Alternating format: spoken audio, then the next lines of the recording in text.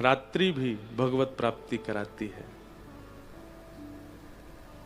हमारे महादेव तो ध्याये नित्यम महेशम रजत गिरिनिभम चारु चंद्रावतंशम रत्नाकल्पोज्ज्वलांगम पयश मृगवराभीति हस्तं प्रसन्नम पद्मासीनं समन्ताः स्तुतममरगणैः व्याधिकृत्यं वसानं विश्वाद्यं विश्ववन्द्यं अखिलभयहरं पंचवक्रम त्रिनेत्रम। महादेव का श्रृंगार दर्शन कीजिए। आज थोड़ा महाशिवरात्रि है, शंकर जी के विषय में कुछ भाव आ रहे हैं कहूं। द्वितीया का चंद्रमा धारण करते हैं महादेव। क्यों? चंद्रमा की कलाएं बदलती हैं। द्वितीया का चंद्रमा सबसे छोटा चंद्रमा होता है।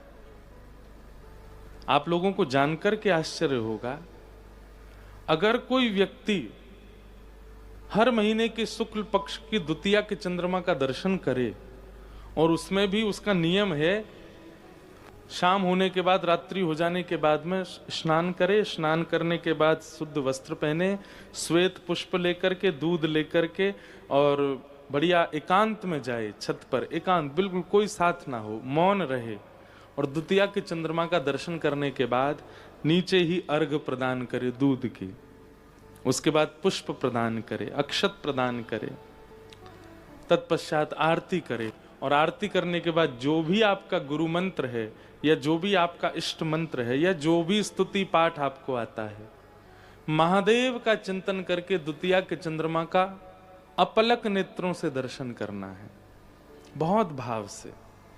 अगर कोई व्यक्ति हर द्वितीया के चंद्रमा की इस प्रकार आराधना करके नित्य दर्शन करता है तो एक दिन करते करते करते द्वितीया के चंद्रमा में ही वो द्वितीया का चंद्रमा इतना दिख रहा है, बाकी का काला आकाश, एक दिन करते करते करते ऐसा होगा कि द्वितीया का चंद्रमा शीश पर विराजमान और वहीं से ही मुखमंडल और महादेव का सर्वांगण विग्रह का दर्शन होगा।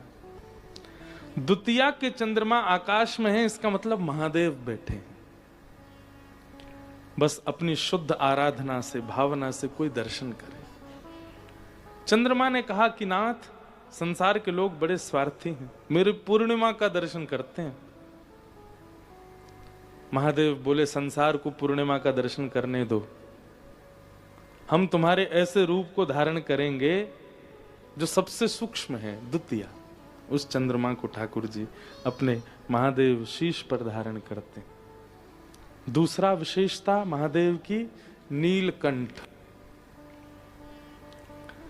ना तो जीव पर विष धारण किया है। क्यों? अगर हम लोगों का मानव स्वभाव कैसा कि कोई चीज हमें अगर पसंद नहीं आई और हमने सेवन कर ली तो हम नीचे नहीं जाने देते, यहीं रखते हैं और फिर जाके उसको निकाल देते हैं। पर महादेव विष को जीव पर धारण नहीं करते और इतने भोले हैं कि निकाल क्यों नहीं रहे? बोले विष का क्या दोष बेचारे का, इसको कोई नहीं लेता, लो हम तो लें इसको। मतलब उस पे भी दया आ रही है कि इसको सब दूर भागते हैं, विष का नाम सुनते ही सब छोड़ देते हैं इसको।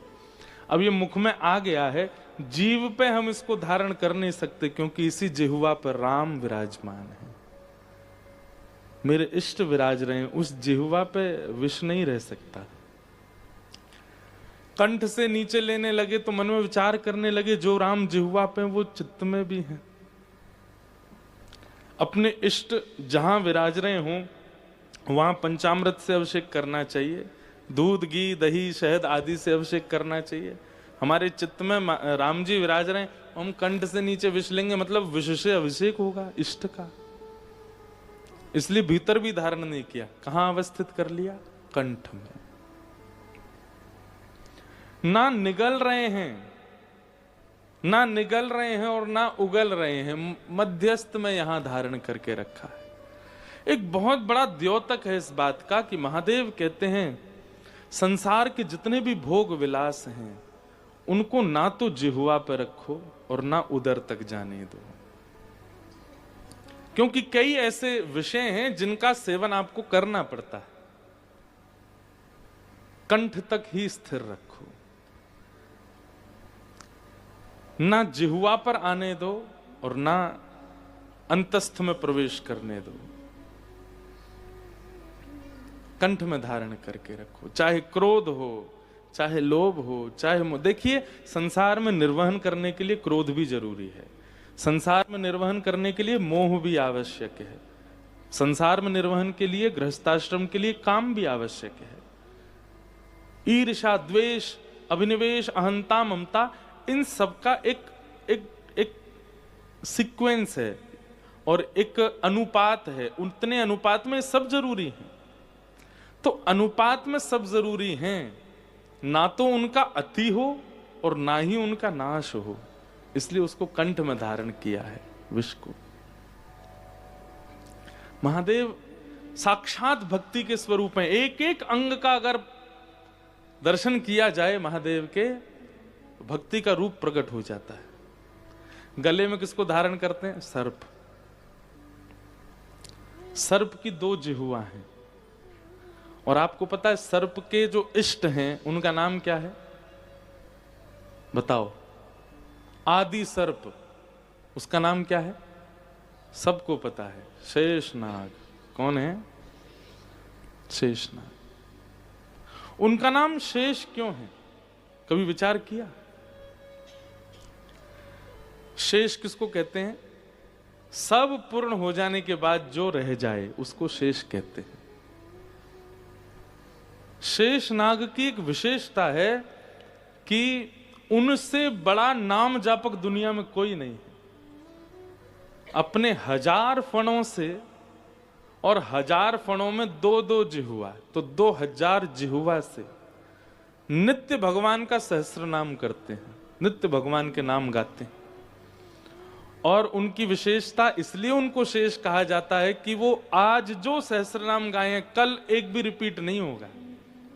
कल नए सहस्र नाम गाएंगे, परसों नए सहस्र नाम। मतलब पूरी दुनिया जितने भगवान के नाम गाती है, उनके बाद जो शेष रह जाते हैं उनको जो गाता है वो है शेषनाग।